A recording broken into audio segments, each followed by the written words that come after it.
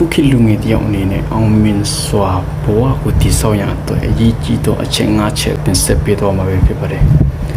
နံပါတ်1ပညာရေးနဲ့ကျွမ်းကျင်မှုဖွံ့ဖြိုးရေးတို့ပဲဖြစ်ပါတယ်ခေတ်နဲ့အညီအသက်မွေးဝမ်းကြောင်းနဲ့ပညာရေးဟာအင်မတန်မှအရေးကြီးလာတော့ကိုတွေ့ရပါတယ်ဥပမာနည်းပညာဘာသာစကားစီမံခန့်ခွဲမှုတို့ကိုစွမ်းရည်မြင့်တင်ထားဖို့လိုပါတယ်လေ့လာမှုတွေကိုလည်းရတမထားပဲအမဲ update လုပ်ပါဒါမှအသာလျင်ကျွန်တော်တို့ရှည်လန်းတယ်အများကြီးထက်လန်းဖို့ဖြစ်နိုင်ပါနံပါတ်2ကိုရီကိုသွေးတိုးတက်ရေးပါခံယူချက်စိတ်သက်စီကံရှိမှုကိုမေ့မြူပါစိတ်ချရှင်လိုက်လျောညီထွေဖြစ်ခြင်းစိန်ခေါ်မှုတွေကိုရင်ဆိုင်နိုင်တော့ရုံထွက်နိုင်စွမ်း resilient ကိုလေ့ကျင့်ပေးထားဖို့လိုအပ်ပါတယ်နံပါတ်3ငွေကြေးစီမံခန့်ခွဲမှုအသက်ငယ်စဉ်ကလေးကငွေစုရှင်ယင်းနှမြုံနှံရှင်တွေကိုလေ့ကျင့်ဖြစ်အောင်လုပ်ပါမလိုလားအပ်တဲ့ငွေကြေးအကျွေးတွေကို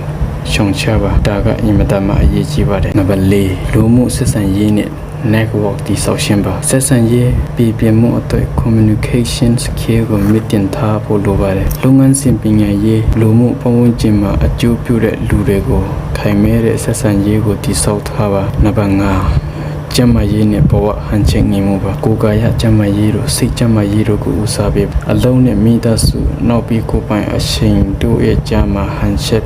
မိအောင်နေထိုင်ဖို့ကအရေးကြီးပါတယ်ခုလိုကြည့်ရှုပေးတဲ့တယောက်ချင်းစီကိုကျေးဇူးတင်ပါတဆုံတစ်ခုရသွားတယ်လို့မျှော်လင့်ပါတယ်လိုက်တယ်လည်းပေးတော့ဖို့မမေ့ပါနဲ့ဗျ